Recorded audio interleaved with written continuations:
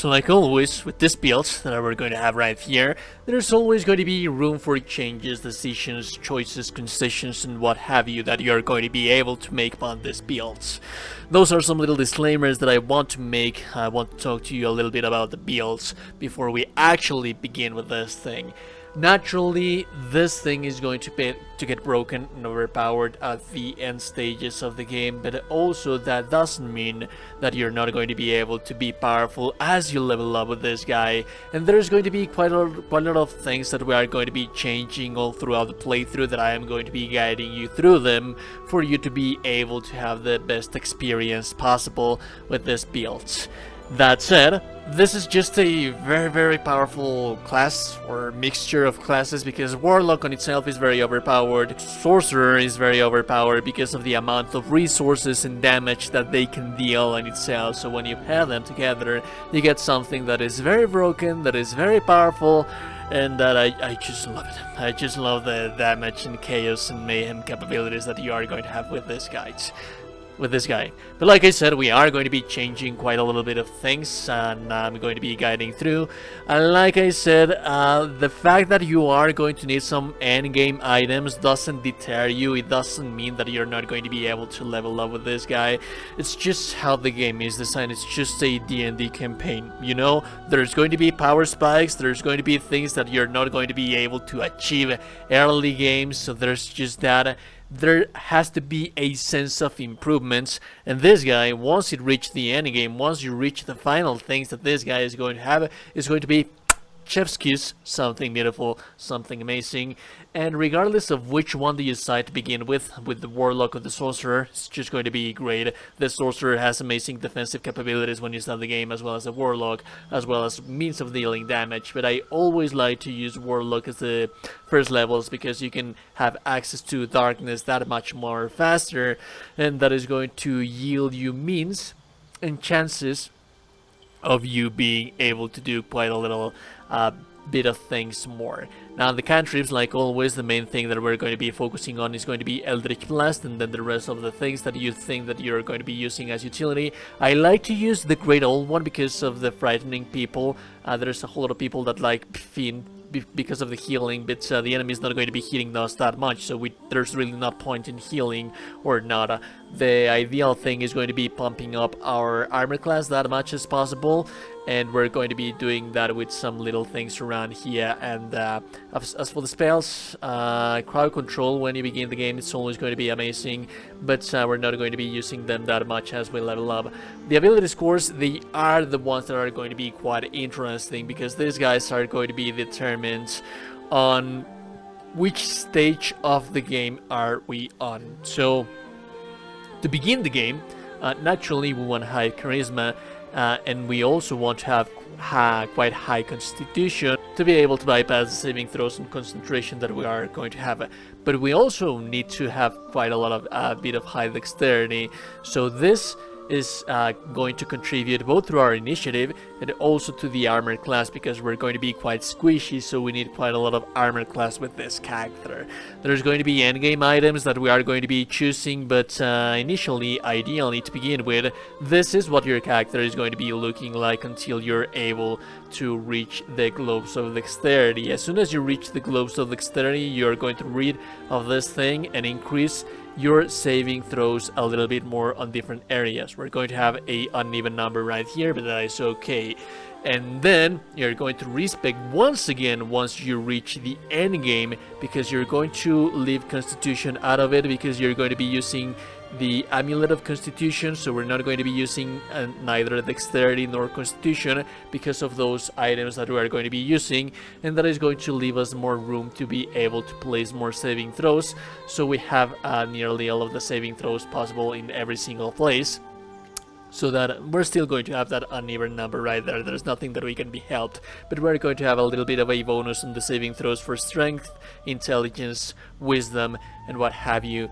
Just to have in mind that this respec is going to happen once you already have the Gloves of Dexterity and the Amulet of Constitution that we're going to be using. On level 2 of the Warlock, you are going to get the access to the Eldritch Invocations. We're going to be choosing Agonizing Blast to increase our damage from our Eldritch Blast for our cantrip, and then we're going to be using Devil Sights, because at level 3 that is when we're going to have access to darkness. And this, at this point, you're very powerful, you're very broken, you're very overpowered, because you're adding your high charisma modifier right there. You have the darkness, you have advantage against things. We're not going to be using melee weapons right here, so might as well take either the Pact of the Tome or Pact of the Chain to have familiars and what have you. It depends entirely onto you. The Pact of the Tome is going to give you cantrips, but then again, we're not going to be using cantrips other than the Eldritch Blast, so might as well take your familiar in here if you like to have your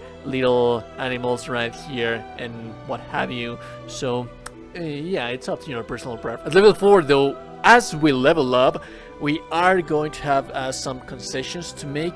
We are just going to have access to ability score improvements, because we're going to take the Warlock all the way to level 5 because of something that we're going to be taking.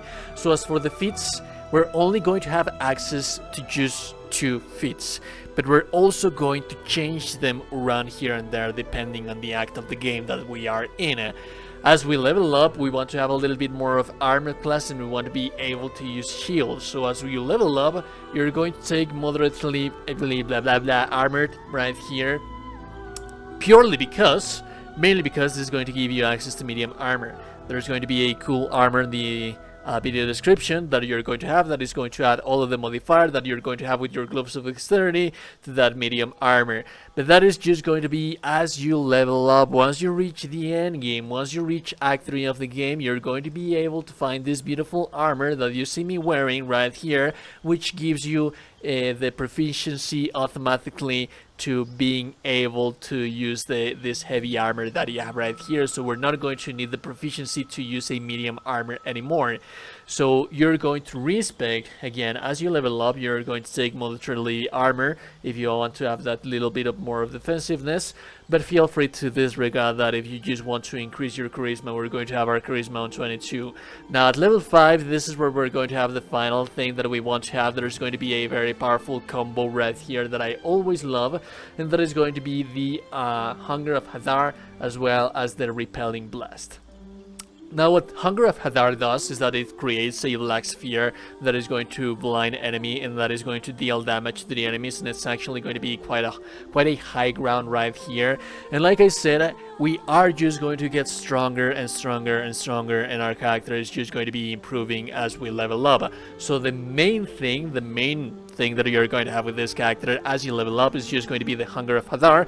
You're going to be able to use your Eldritch Blast to push the enemies back away towards the Hunger of Hadar. And remember, these are blinded enemies that cannot do that much to you unless they have the Devil Sights. So that is going to be a bummer. We're going to have something extra to deal with that as soon as we enter into the Sorcerer's kind of side of things. But while we actually do that, as we get to the Act 3 of the game, we're also going to have access to a weapon and to a spell natively from the Sorcerer. That is why we're going to be building the character just like that. You can change some things around here and there depending on what weapon are you going to be using or weapon are you not going to be using. But basically what you're seeing right now on screen is that we're casting our Hail onto the Hunger of Hadar. And basically the Hunger of Hadar already slows enemies, so it's very difficult for them to get outside from there. And every time that they get outside from there, you push them back inside with your Repelling Blast for your Eldritch incantations. But also you're going to be using prone on the enemies, so it's that much more difficult for them to get outside of that. So at this point you're just godly. It's just, you have like the ultimate crowd control of the battlefield right here. At this point, this is where we're going to be multi-classing into a Sorcerer. You can either take the Draconic Bloodline if you want to have some little things from the extra little health or what have you. I've been taking this guy too much, so we're going to just go with Wild Magic, because Wild Magic is always hilarious and it's always going to give you boons and bonuses and what have you. So as for the spells, the main thing that we want to take ASAP, and this is what we're going to be a little bit more broken our character. This this is actually where it's just going to be godly, because we have access to medium armor, we have access to high dexterity because of the gloves of dexterity. At this point you should already have them. You have the shield, which is going to increase your armor class by 5, and you also have the disadvantage on the enemies because of the darkness and because of the arms of Hadar. So at this point you're very broken, and you're only going to get that much more broken as you level up, because as we level up a little bit more on our sorcerer right here, we're going to have access to our sorcery points, but also we're going to have access to our quicken spell, and to twin spell and extended spell, and we're going to be using extended spell. I'm sorry about that, I can barely speak, don't judge me for being this bad at life.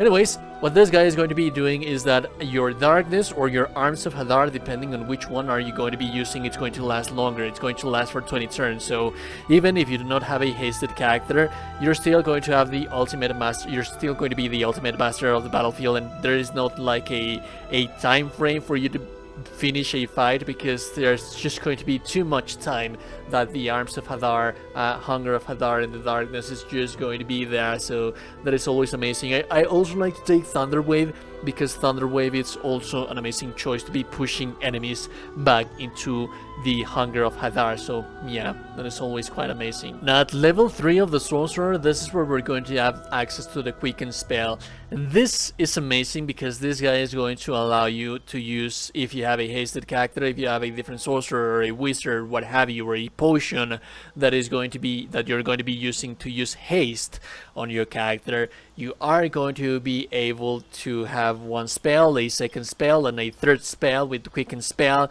So basically you can be throwing fireballs, you can be throwing Eldritch Blasts and incantations, you can be throwing the darkness, you can be throwing the hunger of Hadar, so you can be potentially be doing quite a lot of things and just be causing mayhem on the battlefield. And at this point, this is where the build is finally fully established, and this is where it's going to be broken. At this point you should just level up a little bit more and choose whichever cantrip spells and features. Well, the features are actually going to be quite important. This is going to be the final feature that we're going to have access to. We're not going to have access to any more features right here because we don't have the level requirements, but this is where we're going to have access to the final 20 levels into charisma, and then again the spells that you want to take. It's up to your personal preference, the cantrips as well.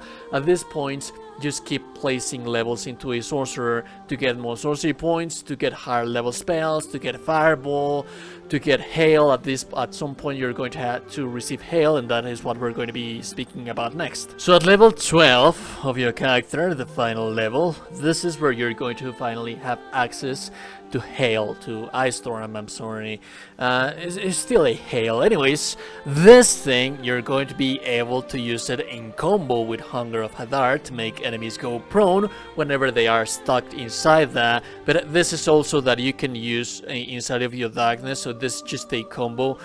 We're going to be using boots that is going to make us invulnerable to the prone status for us to have a little bit more mobility on the battlefield.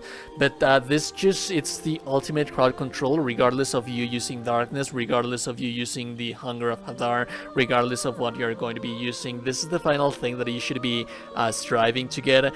And as a matter of fact, if you want to go a little bit more high on Warlock and a little bit less on Sorcerer, you can, by all means, if you want to have a little bit more levels into Warlock. At the end of the day, this is the final thing that you're going to have access on the end, on the final act of the game, and at the end of the day, it's just going to be on the level 12 of the character. So the sooner way to get this thing is going to be through itemization, and we're actually going to be speaking about that next. So the main thing that I want to focus on is going to be the staff. Like the staff that you use as you level up, it really is not going to be that important. It is really just anything that is going to give you access to spell, to a bonus on spell difficulty class and what have you. So the very first thing that I want to focus on is going to be on the Marco Henschkier.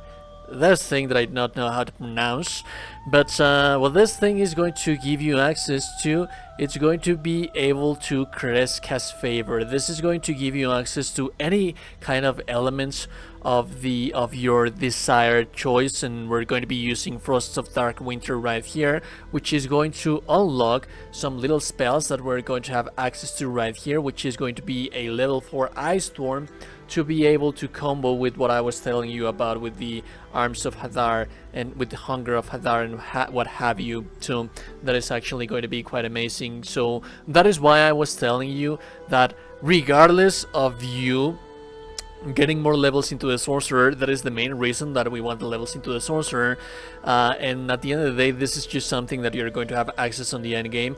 And it's also going to give us a +1 to our bonus spell save difficulty class and attack rolls for our spell.